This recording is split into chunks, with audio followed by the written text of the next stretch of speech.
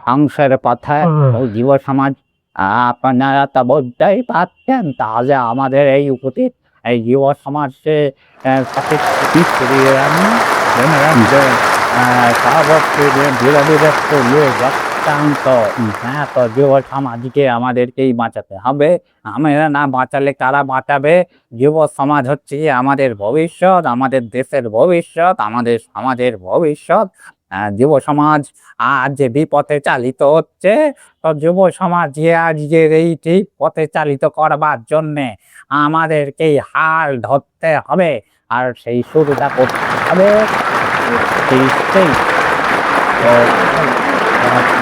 তাদেরকে বৈন্যত করতে হবে, তাদেরকে বোঝাতে হবে কিভাবে মনীষীরা তাদের জীবনে জীবনের আদর্শ নিয়ে আমাদেরকে তাদেরকে বলতে হবে, তাদেরকে জানাতে হবে রবীন্দ্রনাথের আদর্শে আমাদেরকে হবে, বিদ্যাসাগরের আদর্শ, সুভাষচন্দ্র বসুর কথা ইত্যাদি আরো যারা মনীষীরা রয়েছেন তাদের কথা বলতে হবে। তাদেরকে এই সব বিষয় বইয়ের বিষয় হচ্ছে উৎসাহিত করে তুলতে হবে।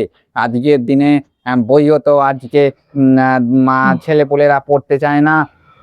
তাহলে আমাদের উচিত সেই বিষয়ের প্রতি আরো জোর দেয়া, অর্থাৎ বইকে মানুষের সামনে তুলে ধরতে গেলে আমাদেরকে ওই লাইব্রেরি যেগুলো আছে, আমাদের ঘরে ঘরে গ্রন্থাগার গড়ে তুলতে হবে, আমাদের পাড়ায় পাড়ায় গ্রন্থাগার গড়ে তুলতে হবে।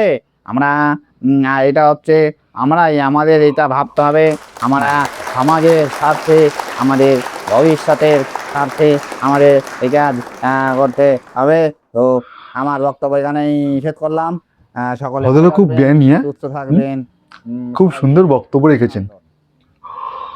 খুব ঘুম পায়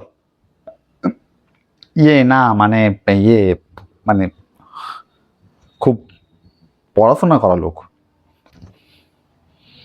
ওই তো আর একজন উঠছেন।